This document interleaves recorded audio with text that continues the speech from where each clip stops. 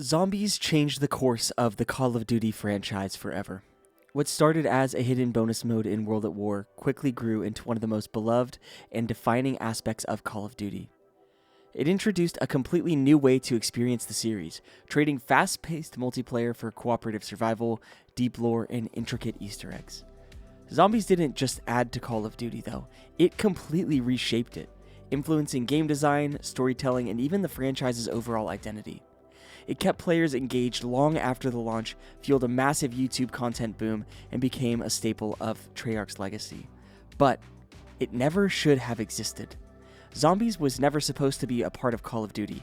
It began more so as an after-hours side project by Treyarch developers during the production of World at War, created purely for fun. At the time, Call of Duty was a franchise built on gritty, realistic military combat. There was no place for wave-based survival against undead hordes.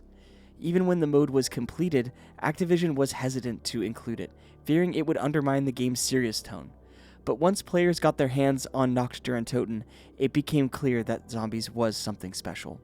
What started as a simple survival mode quickly turned into a dedicated mode in all future Treyarch Call of Duty titles. With that, let's take a look at the first map of the mode that changed everything.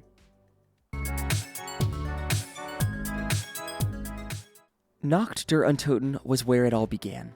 Stripped down to its core elements, its simplicity was what made it so effective. This was long before perks, pack-a-punch, Easter eggs, or intricate strategies were introduced. Nacht was just a small, abandoned bunker with a handful of wall weapons, a mystery box, and the cabinet. Players were left with minimal resources, no clear objectives, and only one goal: to survive. This lack of guidance creates a raw survival horror experience unlike any other in the Zombies series. The map's claustrophobic design plays a crucial role in its difficulty and tension. With only 3 main rooms, the spawn room, the help room containing the mystery box, and the upstairs area, players are constantly pressed for space. The lack of training spots forces a much more defensive playstyle, relying on choke points and coordinated teamwork rather than free movement. The mystery box, a defining feature of the entire mode, makes its first appearance here, offering players a chance at powerful weapons, but at the mercy of randomized luck. This single element introduces one of Zombies' core mechanics: risk versus reward. Do you save points for weapons off the wall, or gamble it all for a powerful yet unpredictable gun from the box? Sound design and atmosphere are some of Nacht der Untoten's greatest strengths. The eerie silence, broken only by the distinct groans of the undead and the crackling radio, creates an unsettling sense of isolation. Unlike later maps, which feature elaborate backstories and characters, Nacht provides no real context. It's just you, a ruined building, and endless waves of zombies. This ambiguity adds to the map's horror, making it feel like a haunted relic of war, where the dead refuse to stay buried. The colors of this map are dull, mostly grayscale, broken only by the glowing yellow eyes of the zombies and the bright colors of the ray gun. It gives Nacht its distinct look. However, I don't find it to be boring. I find that it enhances the atmosphere, making you feel like you're trapped in an unending nightmare. Compared to the bright sunny skies of Liberty Balls, I think Nacht has so much more in the way of atmosphere than even the most recent maps on Black Ops 6. Nacht was the perfect starting point for the mode. It had all the necessary elements for the mode to be addicting, and from here they continued adding new features to grow the mode into what it is today. Yes, Nacht isn't as fun to play as some of the later maps, but you can't deny that this map was amazing on World at War. For me, there was nothing else like it at the time. Upon the release of World at War, there was no menu item for Nazi Zombies. It wasn't even advertised as a part of the game. The only way to access it was by completing the campaign. Upon completion of the credits rolling, this infamous cutscene would play.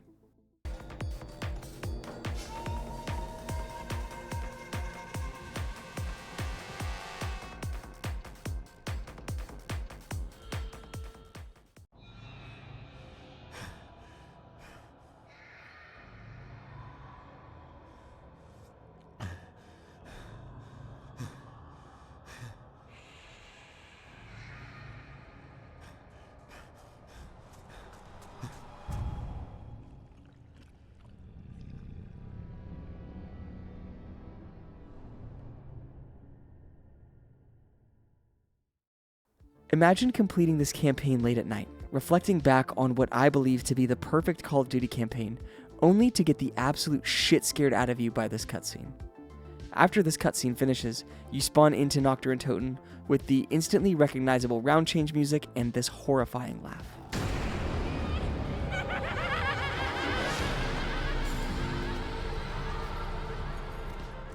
This was when Treyarch knew how to truly make an atmosphere that left lasting emotions to this day. For a long time, the development history of the Zombies mode was not clearly documented, or at least easy to find. I was researching Google for like an hour trying to find something in the way of writing that would be easy to reference, when I stumbled across an article from Jesse Snyder, the creator of Zombies himself. I've linked the article down in the description if you'd like to read it. It's incredibly thorough and provides a perfect picture of what the development was like. In short, the idea started out as an extra mission that would play after the completion of the campaign, where you would spawn in a bunker but playing as an enemy on the German side. You'd have to use mounted MGs to hold off the ally forces that were constantly pushing the bunker. Similar to the Zombies game mode, there was no way to survive the onslaught. It was endless waves of soldiers. Once you succumb to the inevitable, an American soldier would stand over you, aim his gun to your head, and bang, the screen fades to black. When the team was developing the second level of the game, Little Resistance, they programmed AI for shell-shocked soldiers that someone mentioned looked like zombies. The higher-ups were looking for a bonus mode to add to the game, and Jesse really wanted to implement some sort of tower defense game. Taking inspiration from a zombie flash game called The Last Stand, Jesse was hooked on the idea of a zombie Nazi game mode. Jesse was met with hesitation and responses such as too risky, too much work, etc. But he continually worked on this idea in the background and eventually had a prototype of the mode. This prototype got passed around the office and everyone loved it. Snyder was given the green light to get the mode to completion, however he was only permitted to work on it after hours or on weekends due to the time crunch that they were already under to get the base game to a launch-ready state. From here, Jimmy Zielinski, who was the lead animator at the time, offered to help if any animations were needed. Snyder requested some animations to be captured for zombie movements and attacking, and by complete luck, the motion capture actor who was at the studio that day was a zombie actor for Universal City Walk. The animations were captured and were the ones that were placed into the final game. After animations, the mystery box, chalk drawings for wall weapons, and power-ups were added into the game. This would complete the development of the mode, and it did launch with the game on disc after the completion of the campaign. Except there's one more thing that Nazi Zombies introduced that would become one of the most recognizable staples of the mode: the ray gun. The ray gun was invented by one of the weapons designers at Treyarch, Max Porter. And fun fact, the Pack-a-Punch name for the ray gun is the Porter's X2 ray gun, which is an homage to the creator of the ray gun himself. Max Porter showed Jesse Snyder the design and he was in love. From there, it got some scripting, particle effects, animations, and audio design to make it the perfect introduction to what we would later know as Wonder Weapons. Not only did the ray gun add some real polish to the mode, it also paved the way for future Wonder Weapons development, including the Wonder Waff, the Thunder Gun, the Baby Gun, elemental staffs, elemental bows, etc. Without the ray gun, it is very likely that we would have never seen these fan-favorite Wonder Weapons. The development of Zombies was one that never works out in the favor of the developer. What started as a small passion project on the side has grown into one of the most recognizable modes of the game. Without Nacht der Untoten, there would be no Der Riese, no Kino, no Mob of the Dead, no Origins, no Shadows of Evil, no Der Eisendrache. There would be nothing. The risk that Jesse Snyder and subsequent team would take was one that paid off thousands of times more than anyone could have expected. All because they decided not to listen to the feedback. They knew it was too risky, too different from what Call of Duty was at the time, and too time-consuming, but they persisted and they made a mode that I believe is better than any other mode Call of Duty has ever produced. Zombies wasn't just a new mode that was added to Call of Duty, it also helped keep the entire franchise relevant. While traditional multiplayer remained a major draw, it followed a predictable cycle. A new game releases, players grind for prestige, and interest eventually fades until the next installment. Zombies, however, offered something different. A mode that could be revisited time and time again with endless replayability thanks to high round challenges, Easter eggs, and ever-evolving strategies. It also fueled an explosion of online content, from YouTube guides and theories to world record attempts and live streams, keeping Call of Duty at the center of gaming conversations long after launch. Without Zombies, Call of Duty might have risked becoming just another military shooter, losing the unique identity that helped it stand out in an increasingly crowded FPS market. Zombies was also the first co-op PvE mode that Call of Duty introduced, paving the way for other PvE modes to thrive in future titles. Prior to World at War, the COD titles launched with the single-player campaign and multiplayer PvP modes.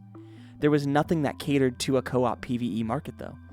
After the release and massive success of Zombies, other Call of Duty developers, including Infinity Ward and Sledgehammer Games, would go on to introduce new co-op PvE modes like Spec Ops in MW2, Survival in MW3, and even DMZ in the newer MW2 title. Without the introduction of Zombies in World at War, it's likely that these incredible game modes would have never seen the light of day. All from one experiment that developers wanted to have fun with came the third axis of every Call of Duty title that we now come to expect. Except, let's be honest, the Spec Ops in MW 2019 was so bad it is not even funny. Nazi Zombies is a mode that only saw the light of day because of persistence, even in the face of resistance. The mode was one of the first that truly captured my attention as a kid.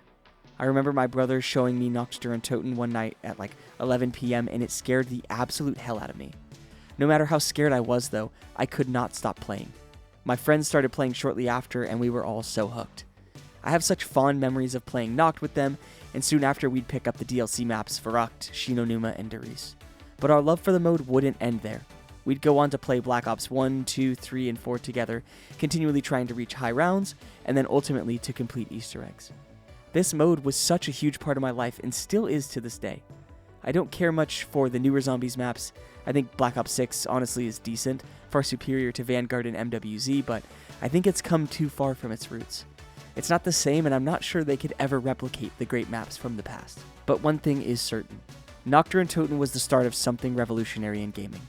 It was a risk that was way too big to take, but they did it anyways, and it paid off more than anybody could have expected.